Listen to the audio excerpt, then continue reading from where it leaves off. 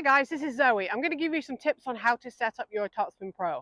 The first thing is you want to check is that your screens are nice and straight and correctly into the screen holders at the side. You should be able to see the screens nice and straight from both the front and the side view. Okay, the next thing you want to check is the tightness of the wing nut, which is here on the side.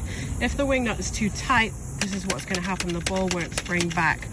If it's too loose, the opposite will happen and it will be excessively loose on that forward hit. So you want it to be somewhere in between where you can hit that ball and it pops back fairly quickly like it does right there. The next thing you want to check is that the bungee is attached correctly. So it should be across the top of the ball arm here. It should run around the front and then through that gap, and then it attaches on the rear next to the tripod pin. So you can see it right there next to the pin.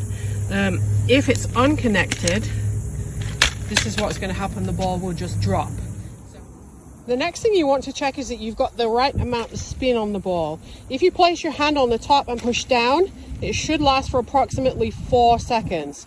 If it's spinning more than that or less, you can add or remove from the side here a couple of shims to either increase the friction or remove to decrease, and you're going to get the correct amount of spin. Okay, the next thing you want to check is that you've got your TopspinPro set at the correct height. I would suggest removing the pin and putting it on the lowest setting to begin with. This is the best way to practice both your ground strokes and your topspin serve.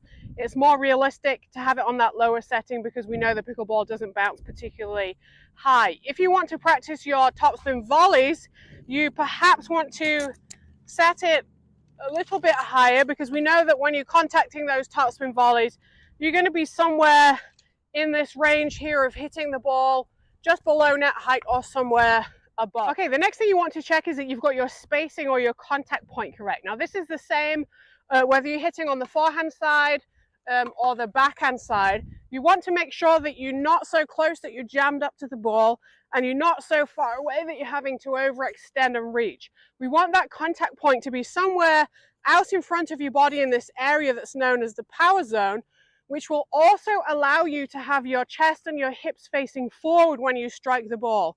If you're too sideways on like this, you're not going to be able to rotate through the shot and get as much power and topspin as you would like. So make sure, as I say, you've got comfortable spacing where you can reach without stretching, and that the front of your body is facing forward at the contact. Once you've got your spacing and contact point correct, I would suggest starting off using your hand to begin with, because that's going to give you that real feel for topspin. So basically, start with your hand, and you want to get that feel for the glance up the back of the ball, which is how we create that topspin. Your hand should not be making contact with any other part of the device apart from the ball. So we're looking for that nice, smooth, controlled roll up the back. Once you've got a feel for that, you want to add the paddle in. Same thing, go nice and slowly so you're getting a feel for that roll. You should be able to come up the back of the ball without making contact. And then as you start to feel more confident, you can extend that swing through, and then eventually you can have the entire swing, making sure that you're getting your shoulders turning on the backswing and on the follow through.